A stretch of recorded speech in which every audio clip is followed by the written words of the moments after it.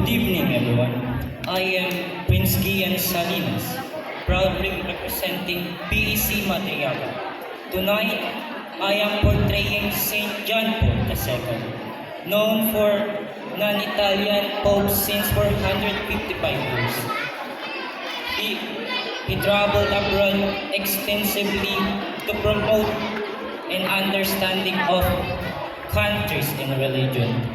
One of his inspiring work is Faith and Reason Are Two Wings, on which the human spirit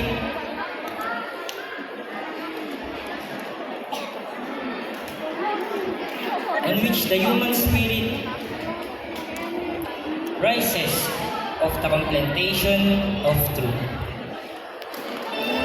Thank you so much.